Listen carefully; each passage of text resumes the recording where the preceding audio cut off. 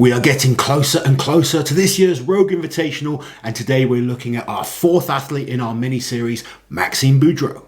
In this mini-series, we're taking a look at the athlete's most recent results over the last year, having a look at the events for the competition and letting you know our thoughts on how we think they can do in this year's Rogue Invitational.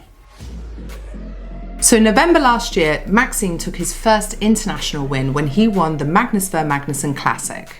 In March, he competed at his first Arnold Strongman Classic where he took 6th place. He made the final of this year's World's Strongest Man and he placed 5th overall. In July, he competed at the Giants Live Strongman Classic in London and he placed 4th. He competed in the 2022 Shore Classic and took 5th place. In August this year, he won his first national title when he won Canada's Strongest Man 2022. And it always surprises me looking back at Maxime and seeing that his first Strongman Champions League was way back in 2013. So he feels new, but he's been around for a while. Yeah, Maxime's been kind of building up slowly over the years with someone like JF Caron as the number one in Canada. It was always hard to sort of stand out, but he's just steadily improved and he's a very, very solid performer. When you look at those results, especially the most recent results, he's always scoring well. He's getting good points. He has a couple of weaknesses, but he also has some incredible strengths as well. Weapons. And he's been working hard. I mean, you look at his recent training, he's looking really, really good. He's training hard for this competition. Maxime is a hell of a strongman. So the events then, we have more information now. We know the order of the events. We have a few more details about some of the events and the really cool names. You're excited about these names, aren't you? I'm excited about the roller coaster. That has made my day. Event number 1 then is the Tower of Power deadlift for reps. Now, it was going to be 20 inches. That's what the athletes were told initially. It's going to be 18 inches. I'm guessing they've done some testing and thought, nah. And it's going to be 1,000 pounds. Apparently yesterday I said 900-pound dumbbell for reps. That would be brutal. Yeah, well, but even so, 1,000-pound 18-inch deadlift for reps, that is going to be hard as well. And as we know, it's not Maxime's favourite event. The deadlift is his real weakness at this top level. He's a solid deadlifter, don't get me wrong, but when we are talking about competing against the best in the world, I feel he's going to drop a fair few points on this one. It's not going to be the perfect start that every athlete wants. Of course. Event number 2 is the Seared Dumbbell Medley. So 4 weights, the last one, if they get to it, they have to rep it out. Yeah, and again, dumbbell, not his best event. Certainly not as weak as, say, the deadlift is. No. But his performances haven't always been incredible on the dumbbell and with some great dumbbell lifters in this competition. I feel day 1 for Maxime is going to be about just picking up as many points as he can. Damage limitation. Day 2 is actually very good for him. The last event on day 1 is the Husafell Sandbag Carry for Distance. It's quite a mouthful. But he has some experience at this, doesn't he? He did the actual Husafell Stone at the Magnus Ver Magnusson Classic. Yeah, and he was 2nd place, as you say, in that contest. And really, I think he could have gone further as well. It was just a matter of doing what he needed to do to win the competition. But it's an event, this is definitely going to be the event on day 1 where he feels he can pick up some points again. Yeah. Deadlift and dumbbell, I mean, deadlift is going to be the weakness. Dumbbell, he's got to be focusing on somewhere mid-table. This is an event, if he pushes hard, it's a hard one to predict. Yeah. But he is decent at these type of events. And I think from the events in day 1, this is the one he'll probably look forward to the most. First event on day 2 is the roller coaster.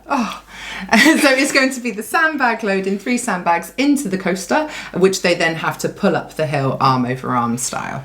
Yeah, and this is the day where Maxime really starts to put his charge in and show everyone what he's capable of. At the Shore Classic this year, he won a similar event to this where they had to carry a frame into an arm over arm. Very solid event for him. I think he'll be looking forward to this one.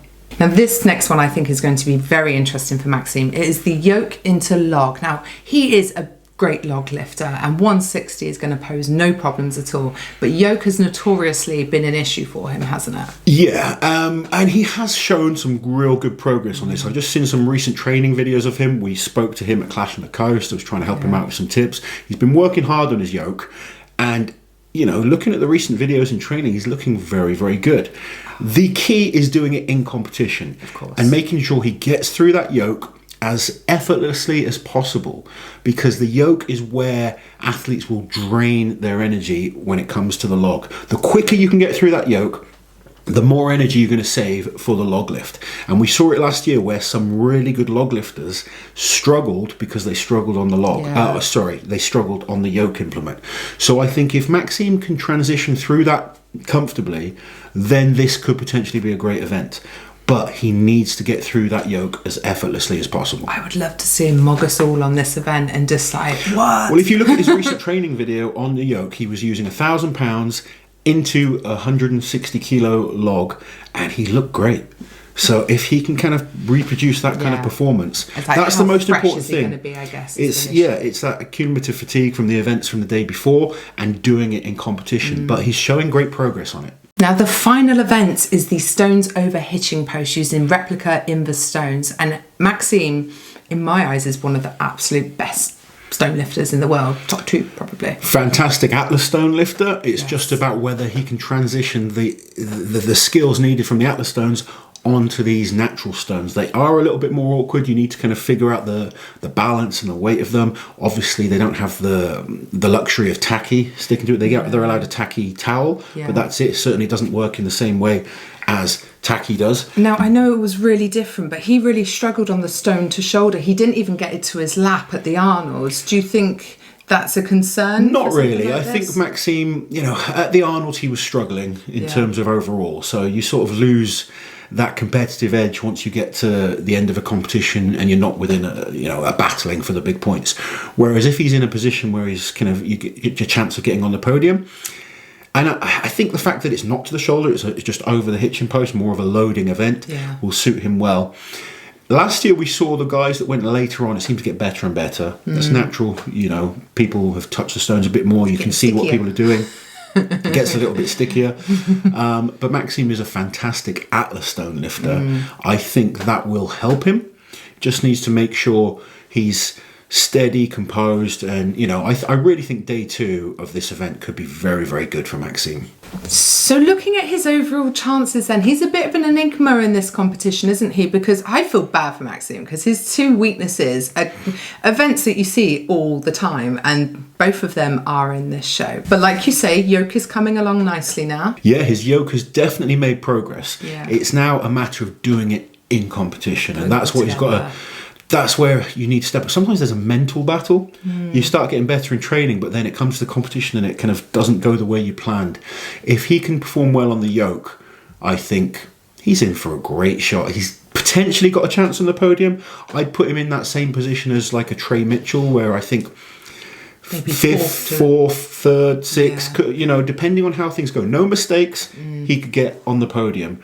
One little mistake here or there could cost him. So he's one of those athletes I think is going to be mid to high table. He needs his good, because he has got those weaker events, he needs his good events to go really well. But that comes with a certain amount of pressure. Like Absolutely. At the Shaw Classic this year, he didn't win the throwing event, and we all expected him to, didn't we? Yeah, when you have a weakness, it puts so much pressure on those great events. That's why someone like Martins is so good. He doesn't need to win. No. Whereas when you do have a weakness, you've almost got to guarantee that win to get enough points, and it does put pressure on yourself. Whereas if you are such a complete athlete, you can get into your head that, right, I need to be top 3, and then if you win, it's a bonus. But if you don't win, you still think, I'm still rolling.